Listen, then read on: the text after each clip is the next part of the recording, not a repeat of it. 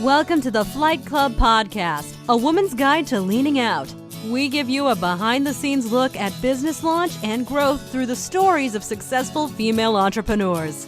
Here's your host, Felina Hansen, founder and CEO of Hera Hub.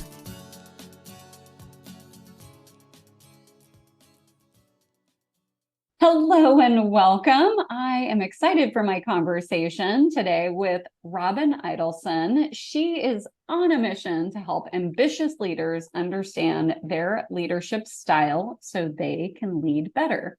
She is a certified executive and leadership coach who uses her MBA from UC Berkeley and years of leadership development work to help her clients let go of the unhelpful mindsets so they can be the leaders they are meant to be. Welcome to the show today, Robyn. Thank you, Felina. Thank you for having me.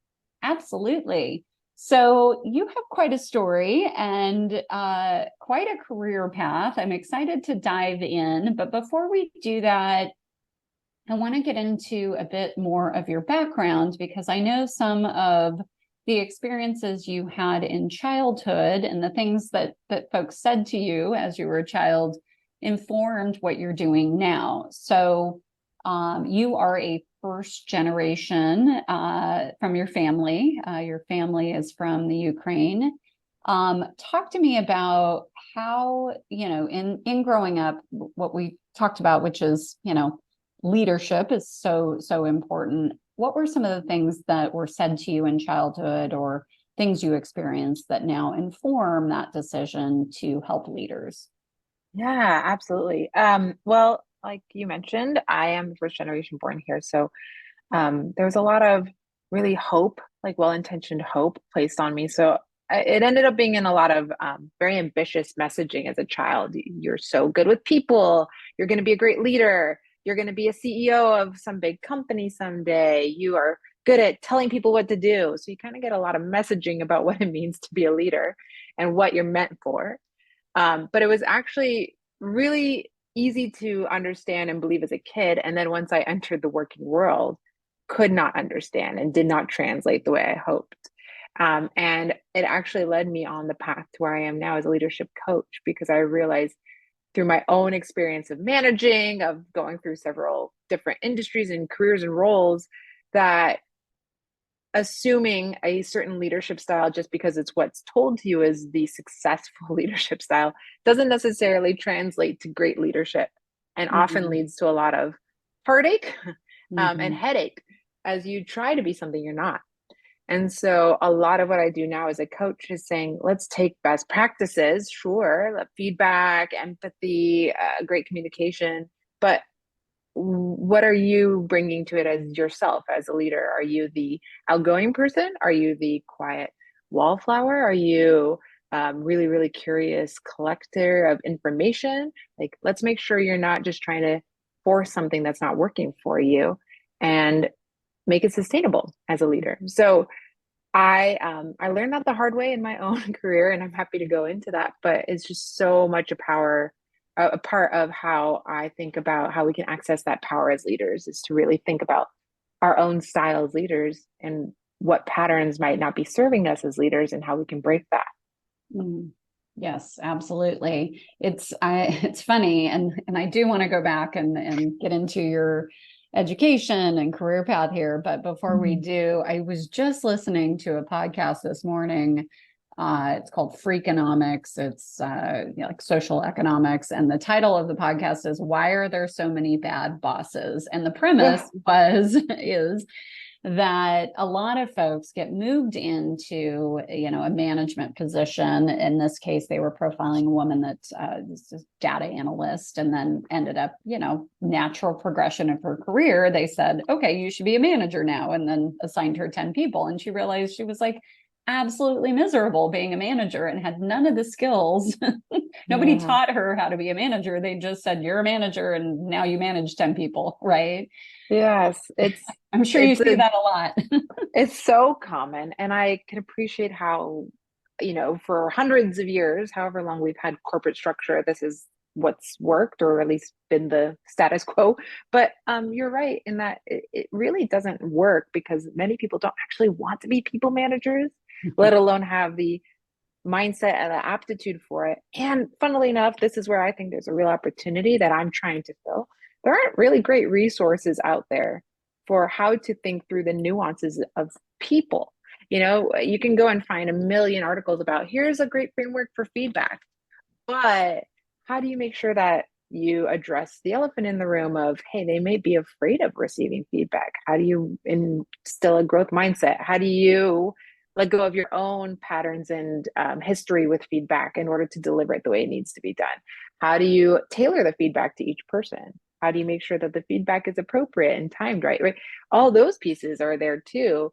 But for some reason, there isn't really a great resource on that. So what I'm trying to do is to build in both, hey, take the standards, but also work through the nuances of it, learn your own style and a way to think about it that meets where you need to be so that you aren't left floundering as a manager saying, I don't know how to do this. And suddenly I have to.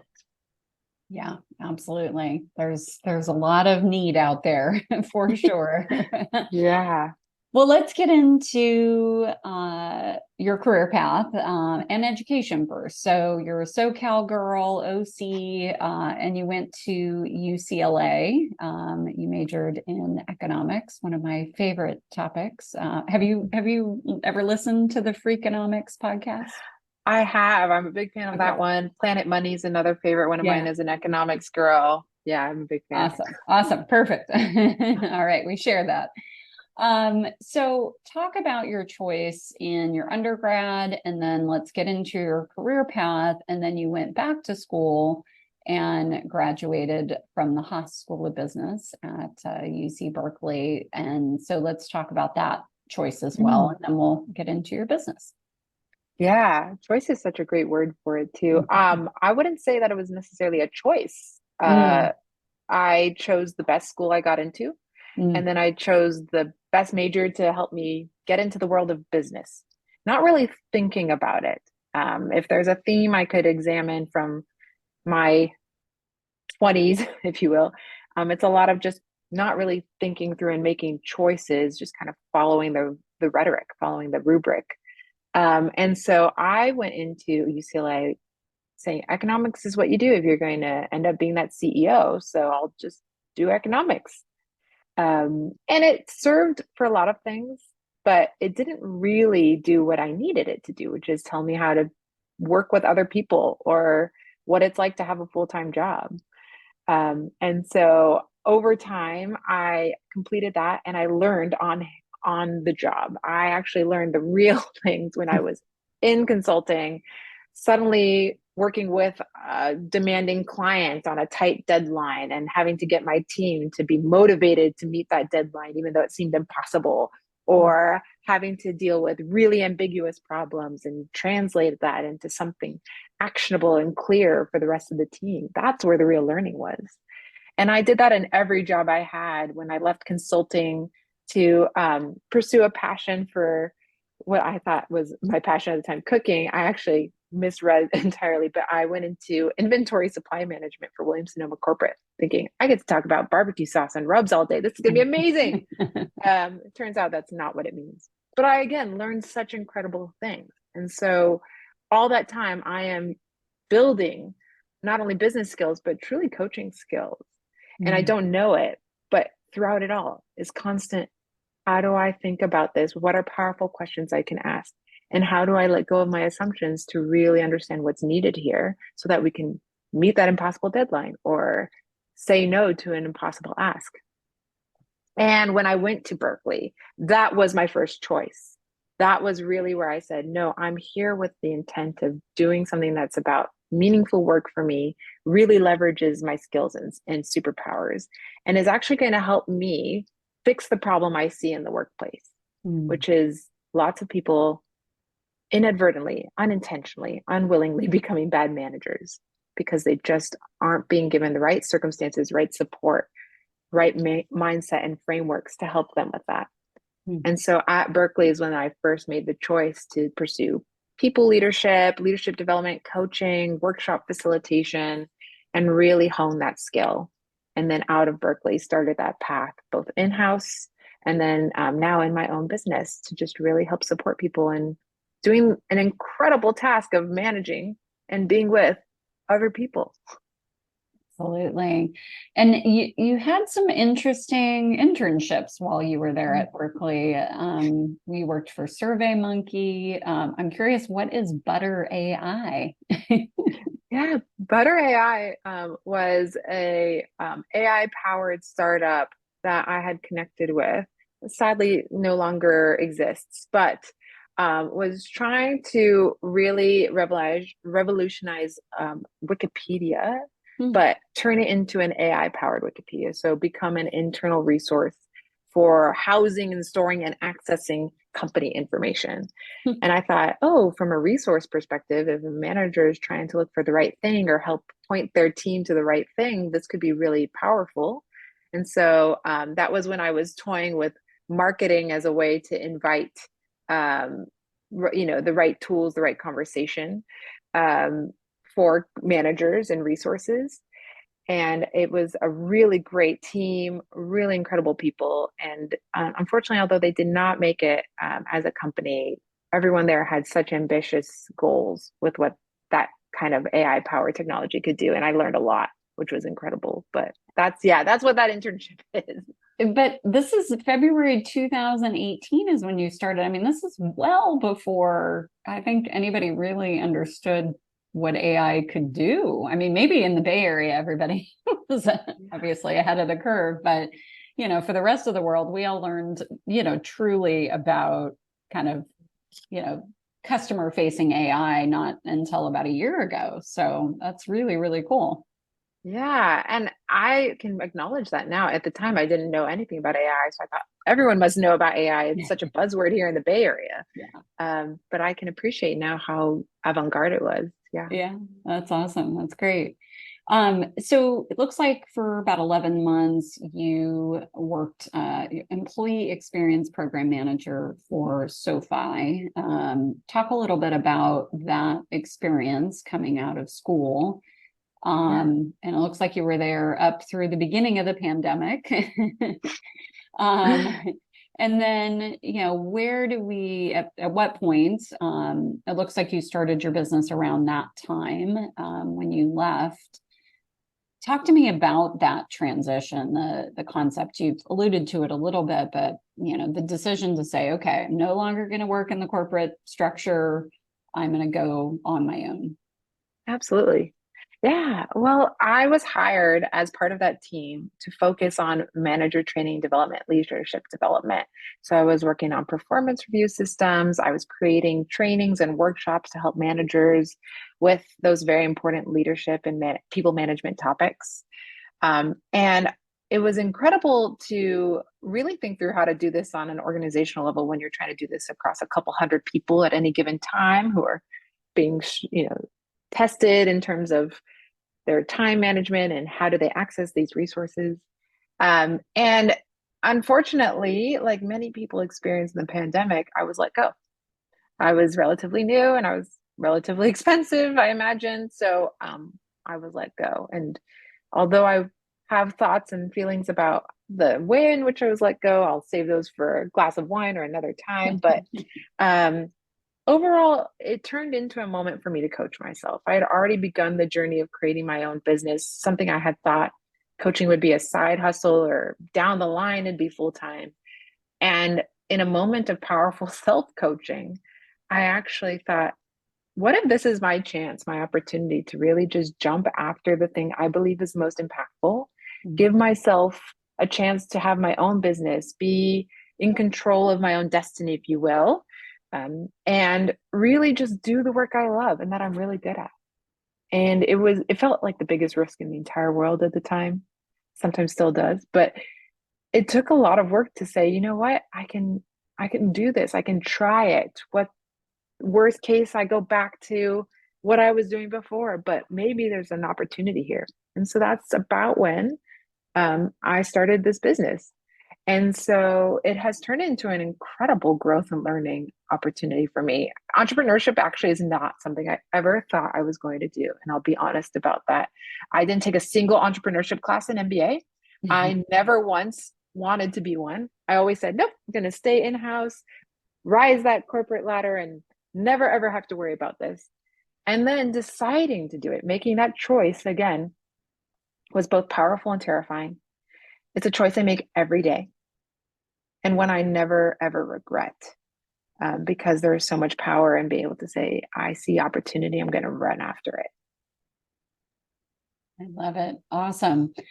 I want to get into your business and the work Mhm. you do, who you serve, how you deliver those services. But I want to touch on two things that you're involved with: first gen entrepreneurs and another group, women only member space for founders, entrepreneurs, and creatives. Tell us about those. Yeah. So First Gen Entrepreneurs is a group I was connected to through someone I actually connected with on LinkedIn. I love the power of the world out there of entrepreneurs. It's really meant to support those of us who are the first generation in our family to start a business. Because a lot of times, if you have parents or family who started a business like yours, you can rely on that resource. But for those who can't, finding your own new family. It's actually a lot of why I joined Hera Hub. I wanted to find a new family of people who are in the same boat as me, who could help me navigate this uncharted waters.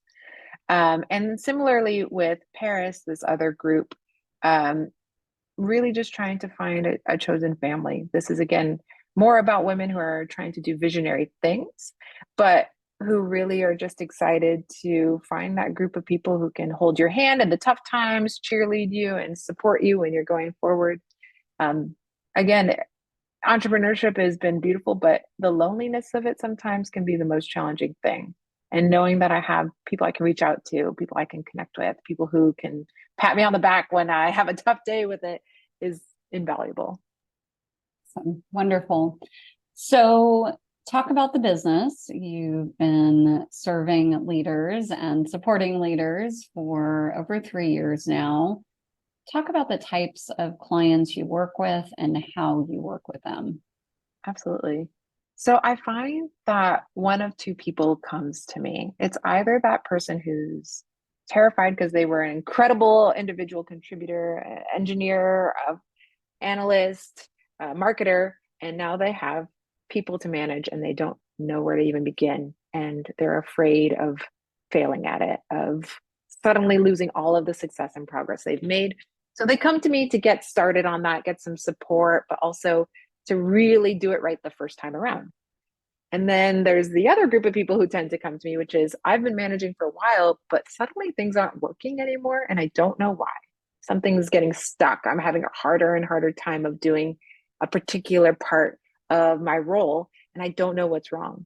And so that is a different kind of conversation where we're talking more about maybe the patterns that they have held on to for so long but aren't serving anymore. I always think of a client who's an incredible, enthusiastic, visionary type, gets very excited, is incredible at getting their team on board. And it turns out has now gotten so used to just having people jump on board that his enthusiasm doesn't always translate. So if someone doesn't meet him at his level of enthusiasm, he suddenly turns off. It gets cold. He doesn't want to work with them. And recognizing that that is just a habit that can easily be fixed to help make sure he still shows up for his team. So those are the two types of people that tend to show up at my door, virtual door. And I work with them in a variety of ways. I mostly work one-on-one, although with corporate clients who are trying to help a lot of first-time managers, I do also do cohort-based group coaching and training. And I do also do a lot of workshops for companies that are looking for a really fun way to get their team aligned, help them interact with each other and get to know each other better, and then also know themselves in the process. And then I'm also brewing up a whole bunch of other fun ways to help these types of people get the resources and support they need so they aren't staying up late at night, afraid of going to work the next day and being a boss of their team. Absolutely. And talk a bit about some of the things that you're working on this upcoming year, Robyn, as you continue to grow and evolve your business and serve more people. What are some of the things you're looking forward to? Absolutely. Okay. The two things I'm most excited about in this coming year, I am creating an online cohort-based group program for first-time managers. I have heard time and again how they feel alone in feeling this way about management, but the reality is many people feel this way, and to have a resource but also a community is an incredible add. So I will be offering that in the coming year. And then the other thing I'm really excited about is focusing more on experiential learning as a way to shake those patterns. So for the more seasoned professionals and seasoned people managers, I'm actually going to be drawing on my background in sailing, and I'm going to be offering a experiential coaching sailing program where we go out on the water and use it as a way to truly understand and break bad and unhelpful patterns around leadership. So we'll be out on a boat together for several hours, and we will work through sailing as a medium for helping you understand your defaults and your practices and where your opportunities are as a leader. Amazing. That is so cool. I love that. Yeah, I'm beyond excited. And I think it's going to be so different and so unusual, but also so informative, which I'm very excited for. Yeah, sounds awesome. I love it. Well, Robyn, if our listeners want to get in touch with you, what's the best way for them to do that? Please go to my website, www.robyneidelsoncoaching.com. That's Robyn with a Y. And just hit the contact me button, set up some time. I'd be happy to get to know you, hear what you're looking for, see how I can help. But that's generally the best way to get a hold of me. Wonderful. Thank you so much for your time, Robyn. Thank you. Thank you for joining this week's episode of Flight Club, sponsored by Hera Hub. We look forward to sharing more success stories with you soon.